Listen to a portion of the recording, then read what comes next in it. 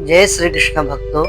आइए आप सभी भक्तों के अनुरोध पर आज हम श्री कृष्ण जन्माष्टमी पर कैसे बाल कृष्ण लाल श्री कृष्ण का अभिषेक स्नान कराएं, यह जानकारी प्राप्त करते हैं। सभी भक्तों की बड़ी जिज्ञासा थी कि महाराज जी, हम कैसे श्री कृष्ण जन्माष्टमी पर भगवान का अभिषेक करें, क्या विधि है, किन किन सामग्रियों से करना चाहिए। तो आइए इस विषय में पूरी और बहुत ही सरल विधि आपको बताई जा रही है। वीडियो को पूर्ण देखिए। वीडियो को पूरा देखेंगे तो आपको संपूर्ण और सरल विधि की प्राप्ति होगी। आप संपूर्ण और सरल विधि जान पाएंगे। वीडियो को देखने से पहले जो भी भक्त हमारे साथ नए जुड़ रहे हैं वो चैनल को सब्सक्राइब करें और लाइक करें। अन्य भक्तों को भी यह जानकारी शेयर करें और बेल आइकन को अवश्य प्रेस करें, जिससे कि ऐसी ही महत्वपूर्ण जानकारी और भी बहुत ही वृंदावन के विषय और श्री कृष्ण राधा गोविंद की सेवा के विषय आपको प्राप्त हो सके। आइए वीडियो को ज्यादा लंबा न करते हुए देखिए श्री कृष्ण जन्माष्टमी पर प्रभु का अभिषेक कैसे करें। आप ये जन्माष्टमी पर भी कर सकते हैं या जब भी आपके यहाँ कोई पर्व त्योहार हो तब भी प्रभु का अभिषेक ऐसे ही करें। जय श्री कृष्ण। सर्वप्रथम सामग्री में आप ये सामग्रियां हैं, इनका दर्शन कीजिए। सर्वप्रथम शुद्ध गाय का देसी घी, गाय का दूध और दही और बूरा जिसको खांड भी बोलते हैं, शहद, मधु और इत्र आदि। इन सभी सामग्रियों से भगवान का अभिषेक किया जाता है और एक शुद्ध पवित्र पात्र में तुलसी पत्र रखकर उसके बाद प्रभु के स्नान या अभिषेक प्रारंभ किया जाता है। इन सब चीजों में सबसे मुख्य चीज है यह दक्षिणमुखी शंख। दक्षिणमुखी शंख से ही अभिषेक किया जाता है, क्योंकि इससे हमें अभिष्ट फल की प्राप्ति होती है। और शुद्ध देसी घी का दिया, धूप, शुद्ध जल आदि अभिषेक के लिए ये सामग्रियां चाहिए होती हैं। और इन्हीं सभी चीजों से पंचामृत बनाकर या एक एक करके भी आप प्रभु का अभिषेक कर सकते हैं। तो श्री कृष्ण जन्माष्टमी पर ऐसे इन वस्तुओं से आप अभिषेक कीजिए। अभिषेक कैसे करें यह आप संपूर्ण सरल विधि देखिए। सर्वप्रथम घी का दिया जो आपने रखा हुआ है उसको जलाइए, क्योंकि कोई भी शुभ कर्म करने से पहले हमारे सनातन धर्म में, हमारे हिंदू पद्धति में, हमारे शास्त्रीय मत में सबसे पहले दीप प्रज्वलन किया जाता है। तो प्रभु के इस अभिषेक से पहले भी आप धूप और दीप प्रज्वलित करिए, उसके बाद अभिषेक प्रारंभ करिए। धूप दीप जलाने के पश्चात प्रभु से अनुग्रह करके श्री विग्रह श्री बाल कृष्ण लाल श्री कृष्ण प्रभु को आप पाद्यम पाद्यामी, हस्ते अर्घ्यम समर्पयामी, मुखे आचमनीयम जलम समर्पयामी बोलकर 3 बार जल छोड़िए।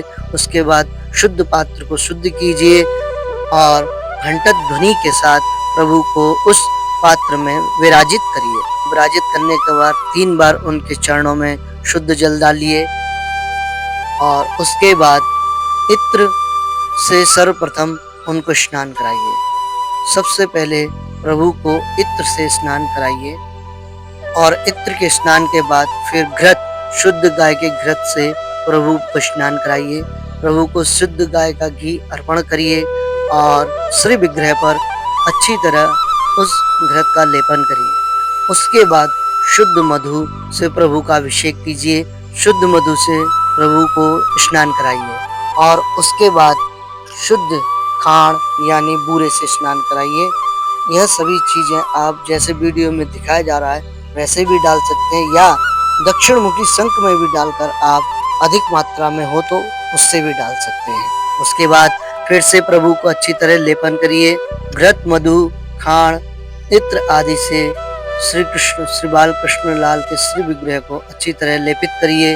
अच्छी तरह उनको जैसे एक शिशु को मलमल के स्नान कराया जाता है वैसे स्नान कराइए, भाव और श्रद्धा के साथ। इसके बाद शुद्ध गाय के दूध के दही से प्रभु का अभिषेक करिए पूर्ण भाव और श्रद्धा के साथ। दक्षिणमुखी से ही दही और दूध और शुद्ध जल डालें। दक्षिणमुखी शंख से ही अभिषेक करने से अभिष्ट फल की प्राप्ति होती है। अगर आपके यहाँ दक्षिणमुखी शंख नहीं मिलता हो या आपके यहाँ ना हो तो आप हमसे भी संपर्क कर सकते हैं। फिर दक्षिण मुखी शंख में ही शुद्ध दूध, शुद्ध गाय का दूध ही होना चाहिए। दुग्ध से प्रभु का अभिषेक कम से कम 3 बार अवश्य करना चाहिए।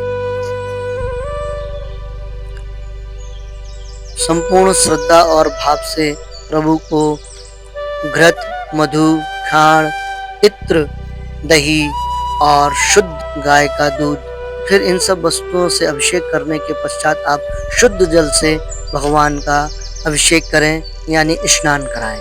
और अभिषेक कराते वक्त महानाम मंत्र का जाप, महानाम मंत्र की ध्वनि होती रहनी चाहिए या संकीर्तन होना चाहिए। हरे कृष्ण कृष्ण कृष्ण हरे हरे, हरे राम राम राम हरे हरे। इस महामंत्र के साथ प्रभु का अभिषेक करें। अभिषेक करने के पश्चात प्रभु को शुद्ध वस्त्र से पोंछें और उसके बाद प्रभु को सुंदर सुंदर नए वस्त्र पहनाएं, जिसको पोशाक बोलते हैं। जन्माष्टमी के दिन प्रभु को नए पोशाक पहनाए जाते हैं। शुद्ध नए पोशाक पहनाने के बाद प्रभु का आनंदित होकर श्रृंगार करें। उनको कड़े, माला, हार आदि पहनाएं, उनके कानों में कुंडल पहनाएं और प्रभु का श्रृंगार बड़े प्रेम से करें। जैसे एक छोटे बच्चे को सजाया जाता है, ऐसे ही उनका श्रृंगार करें। सर पर टीका लगाएं,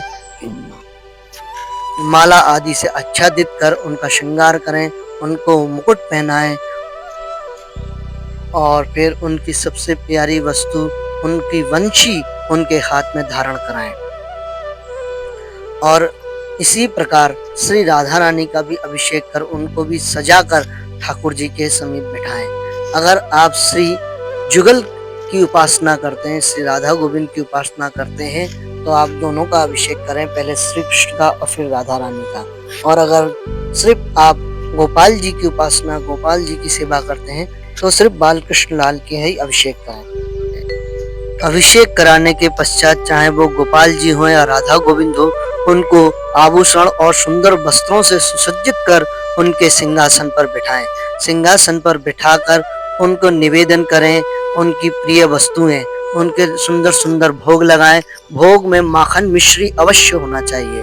माखन मिश्री, मिष्टान और भी 56 भोग व्यंजन आदि से प्रभु का भोग लगाएं और उनकी दिव्य आरती करें। दिव्य आरती कर उनसे प्रार्थना करें कि हे प्रभु, हम ऐसे ही आपकी सेवा करते रहें और आपकी सेवा में अनवरत हम सब भक्त लगे रहें। जय श्री कृष्ण।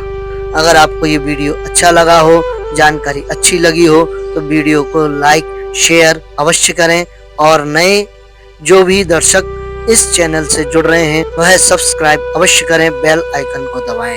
और किसी भक्त को राधा गोविंद की किसी प्रकार की वस्तु या जानकारी की आवश्यकता हो तो हमसे संपर्क करें। जय श्री कृष्ण। आप सभी भक्तों को श्री कृष्ण जन्माष्टमी की बहुत बहुत बधाई।